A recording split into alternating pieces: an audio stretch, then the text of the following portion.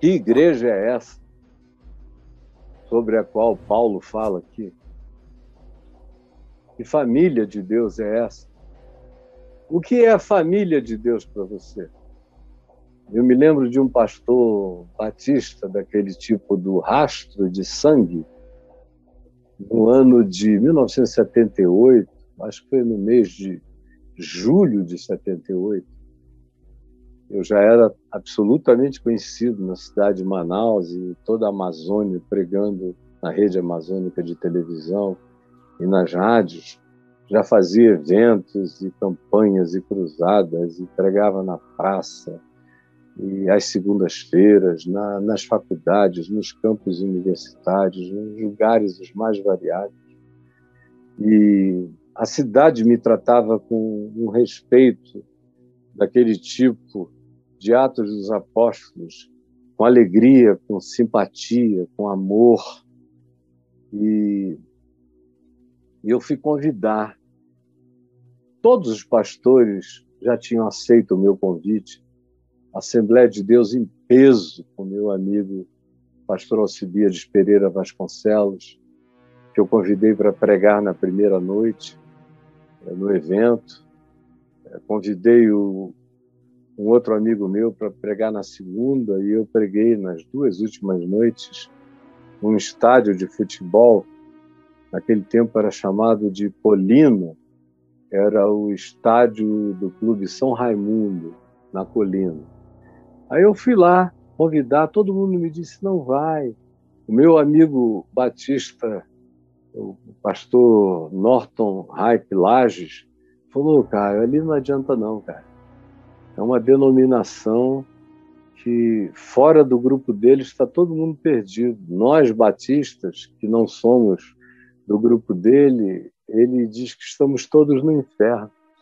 Você, então, com essa tua abertura, aí eu fui lá, era um jovem pastor, devia ter uns 35 anos, mas eu tinha 23, 22, 23, eu fui lá e o convidei. Aí ele ficou me olhando e falou, é uma coisa impressionante, como Deus te usa. Eu vejo na televisão, eu ouço o que está acontecendo, inegavelmente Deus te usa. Eu não consigo nem explicar como é que Deus usa um cara como você, cabelo grande, dirige uma moto, não faz distinção, não dá ênfase em doutrina, só prega Jesus, convida todos. É impressionante. Mas a melhor conclusão a qual eu consegui chegar em você, é que você não é corpo de Cristo. Corpo de Cristo é o pessoal da minha denominação. Mas você recebeu a concessão de fazer parte de um grupo de subredimidos, chamados de a família de Deus. Eu fiquei olhando e falei, mas como é que o cara consegue falar tanta asneira, heresia, blasfêmia com a cara limpa? Eu ouvi, deixei ele terminar o discurso. Quando ele acabou, eu falei, olha, meu irmão, tá tudo bem, não precisa aparecer. Assim, em nome da família de Deus, eu te perdoo. Fica na paz do Senhor e tchau. Aí, os anos passaram, depois de um tempo, quase a igreja dele toda saiu de lá e começou a ir me ouvir. E aí ele viu que ia ficar sozinho, aí começou a tentar se aproximar de mim. Eu nunca dificultei a vida para ele, ao contrário, tentei facilitar tudo que eu podia. Mas tem gente assim, e que tem a coragem de ser assim.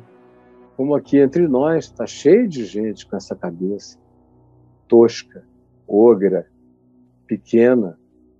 Nunca saíram da idade da pedra da espiritualidade. Estão aí. O que é a igreja para você? Aí você diz, não, a igreja está aí, Caio, a igreja. Não, o que está aqui é o cristianismo católico, o cristianismo evangélico, dividido nas suas milhares de seitas e denominações. É o que a gente tem aqui. São milhares de agremiações, de clubes de pseudo-santidade, de clubes políticos partidários, de clube de espertos, de lobos vestidos de ovelhas. É isso que a gente tem aqui em abundância.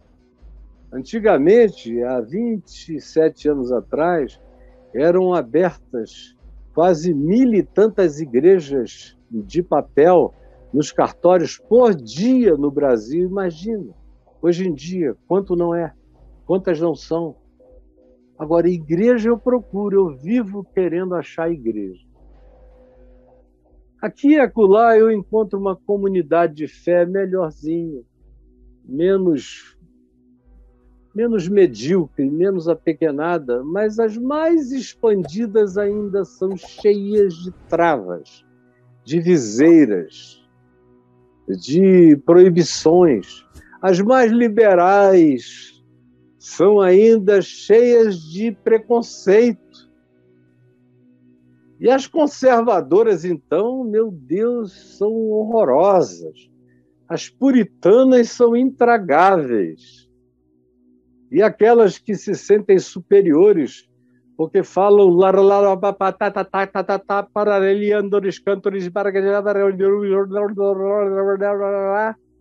que sofrem dessa erudição de algaravia estática, esses se sentem mais superiores ainda. E eu procuro e não acho igreja. Pastores, presidentes de denominação, se gloriando de que agora o presidente determinou que não se distribua mais dinheiro aos prefeitos sem ser através do pastor da Assembleia de Deus. Eu vi o presidente da Convenção Geral mês passado dizendo isso, antes de haver esse escândalo aqui do Ministério da Educação. Ele já tinha dito e todo mundo já sabia que estava sendo assim há um tempão. Essa é a glória. Aí quando eu vi o José Wellington dizer aquilo, e vi logo depois o Silas descer o cacete nessa história aqui do Ministério da Educação, eu falei, eu também entendo o jogo. É porque se isso está correndo através das mãos do José Wellington, do Manuel Ferreira, das Assembleias de Deus, que são as mais capilarizadas do país, e estão próximo das comunidades onde o Bolsonaro mais precisa de voto, e o Silas não, porque o Silas é de uma Assembleia de Deus pequena ainda, comparada com as outras. A Vitória em Cristo é uma denominação mínima, comparada com a Assembleia de Deus da Convenção Geral, com as Assembleias de Deus de Madureira e com outros grupos denominacionais. Tem muito grito, muita bravata, muita povo, mas só isso. Quando eu vi ele descendo o pau no Ministério da Educação, eu falei, tá, ele não consegue esconder, que é porque ele está morrendo, e morreu de inveja, quando essa possibilidade foi dada a todos esses outros pastores desses outros grupos de assembleia, mas não ao grupo dele. Do contrário, ele estaria caladinho, caladinho. Quando você conhece bem esses intestinos, até quando eles não estão dizendo explicitamente as coisas, eles estão dizendo, para bom entendedor, com toda a clareza, do que eles estão sofrendo. Agora, eu não chamo isso de igreja. Igreja é outra coisa. Domingo à noite, aliás, esse fim de semana eu tive um momento igreja, alguns momentos igreja maravilhosos. Lá no Caminho da Graça, da faculdade aonde nós nos reunimos, na Campos Sales, de sábado à noite e domingo de manhã, quanta coisa linda, quanto povo, igreja, quanta gente quebrantada, igreja. Essa gente me enche o coração, me enternura, me engravida, igreja. Depois à noite eu fui fazer um podcast com Rafinha Bastos. Tive um encontro igreja. antes do podcast, durante o podcast, depois do podcast. Comunhão, amor, acolhimento, mutualidade de prazer num nível espiritual maravilhoso. Na minha opinião, eu já fui a muitos podcasts, mas eu não tive nenhuma experiência tão espiritual em nenhum podcast como foi esse que está disponível aí no YouTube, no canal do Rafinho. Os assuntos foram todos de natureza espiritual. O interesse dele, você olha no rosto dele, ele está bebendo a palavra. Depois eu cheguei e falei, olha, você é minha igreja. Você, sua mulher. Eu tinha passado a semana na casa de um amigo, com a família dele, onde eu tenho igreja.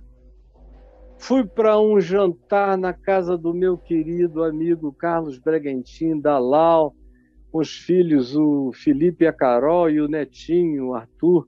Meu Deus, que encontro igreja, que encontro cheio de luz, de amor, de verdade. Igreja.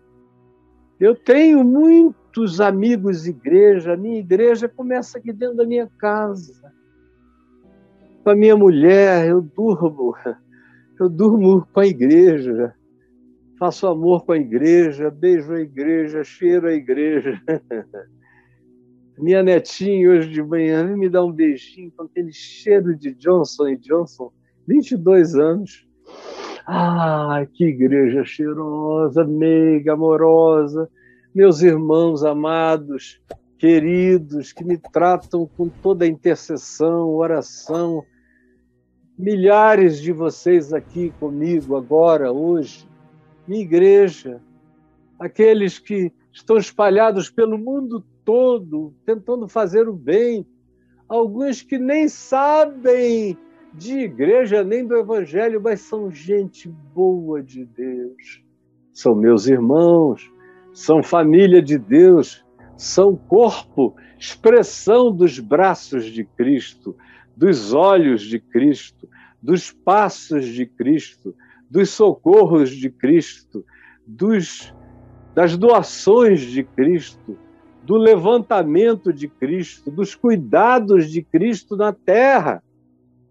Ontem eu vi aqui a Lila, de 98 anos, mãe do meu amigo Alfredo Sirquis, que partiu ano passado aos 69, jovem, forte, um acidente de carro.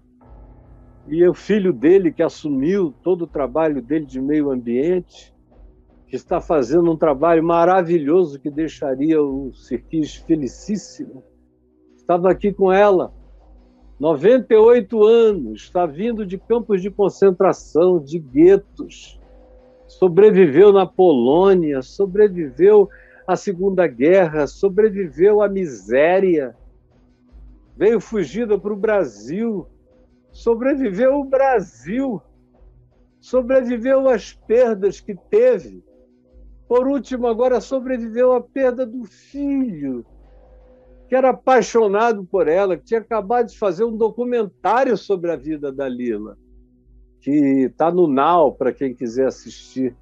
Aí o Guilherme Sirquis, filho dele, que é um netinho apaixonado pela avó, a trouxe aqui para o STF, para o julgamento das coisas e causas de transgressão aos princípios, às legislações do meio ambiente que o nosso governo praticou e que estão sendo julgadas aqui. E ela veio do Rio com os seus 98 anos para honrar a causa, o filho que estaria aqui, o neto que estava presente, veio honrar. Ela é judia, minha irmã, corpo de Cristo. Me trata com amor. Quando o filho morreu, eu estava aqui na pandemia, não pude ir, mas veio lá do meio deles a pergunta: por que tem que ser um rabino? Por que a gente não chama o Caio, que era um dos melhores amigos do Sirquis? Porque eles mesmos reconhecem em mim aquilo que eles quase todos da família se converteram ao Evangelho, chamam igreja, embora não frequentem lugar nenhum, mas eles são igreja. E aqueles que eu encontro na rua de todos os lados, que são igreja, que dizem, olha, eu não consigo mais me congregar, mas eu sou cheio do Evangelho. Ontem eu fui fazer um stand-up paddle com minha filha e com uma pessoa que me contou isso. Eu fui da igreja de denominação tal, saí de lá porque eu não aguentava mais sofrer aquilo ali, fui para outra. Aí se tornou impossível, uma roubalheira, uma mentirada, uma falsidade, eu não aguentei. E todo mundo diz que eu estou desviado e eu nunca estive mais na presença de Deus. Ele me contando isso na prancha dele ao lado, e eu ouvindo e falando. Depois eu falei, olha, meu irmão, a gente está aqui, olha, o caminho é esse aqui. Hoje é sobre as águas, mas é esse o caminho. Você é a igreja, nós somos irmãos. Não se desvie do Evangelho, pratique a palavra com esse amor, com essa simplicidade. Você é igreja, igreja não é lugar, não é agremiação, não é CNPJ, não tem profissionais especiais, nem sacerdotes. Igreja é gente, igreja é amor, igreja é socorro, igreja é misericórdia, igreja é acolhimento dos inacolhíveis, é ter olhos para os invisíveis. Isso é igreja. Essa é a minha igreja. Eu tenho tentado ser mentor há 15 anos de um grupo que, de fato, começou há 20 anos atrás no Café com Graça, em Copacabana, onde até o dia de hoje não tem nenhum presidente, não tem ninguém, nem tem nenhuma hierarquia, não tem nada. Todo mundo pode ser tudo, depende do crescimento espiritual. E todos são apenas irmãos. E eu tenho muito prazer no espírito daqueles que entenderam e que, sinceramente, estão vivendo nesse espírito e divulgando esse espírito. Eles são minha igreja. Aí tem gente que diz, o Caio não crê na igreja. Eu sou um dos poucos que creem em igreja. Eu não creio na Babel, na Babilônia, na meretriz apelidada de igreja. Não crerei jamais. Profetizarei contra ela até o fim da minha vida, enquanto continuo contando boas novas de Jesus para o mundo inteiro. Para o mundo, eu falo as boas novas. Para essa coisa que está aí apelidada de igreja, eu só tenho profecia de Ezequiel, Jeremias, dos apóstolos, profecias de Jesus contra fariseus, saduceus, hipócritas, contra o templo que Jesus esperava que não ficasse dali pedra sobre pedra que não fosse derrubada, daquele bezerro de ouro, daquele lugar de idolatria, como a maioria das igrejas dos homens se tornaram bezerros de ouro, objeto de idolatria, de poder, de disputa. Isso aí é gente que você derruba o muro e eles constroem. Você derruba o muro da separação e eles descem o pau em você. Eu me sinto, às vezes, como Neemias, tentando reconstruir o muro da cidade com amor, e os outros ali descendo o cacete. Não é querendo fazer muro de separação, apenas de proteção dos vulneráveis, porque tem gente que não para de bater. Eu prefiro levar nas costas, na cabeça, sofrer o que tiver que sofrer, ser desprezado, qualquer coisa. Eu não tenho nenhuma pena de mim, para mim é glória. Como Paulo disse, é glória. Foi a graça que eu recebi de sofrer esse sofrimento lindo, maravilhoso, de andar na companhia dos profetas. E é para essa igreja que eu convido você.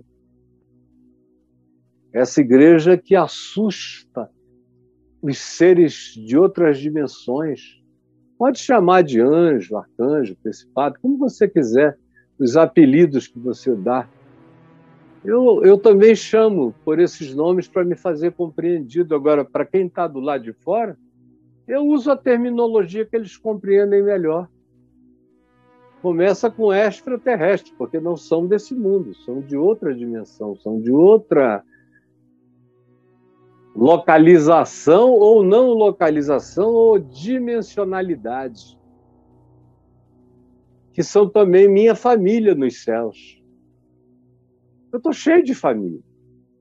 Eu tenho família na Terra, que não é só de DNA, é família espiritual, família na fé, família na alegria de padecer por Cristo Jesus, as mesmas coisas. E tenho amizade com anjos, com principados, com potestades. Eu sei da minha amizade com os céus. Sei. Aí você diz, esse cara deve ser um narcisista, doido, megalomaníaco. Vai perguntar para Jesus quem eu sou. Depois me julga. Agora eu sei.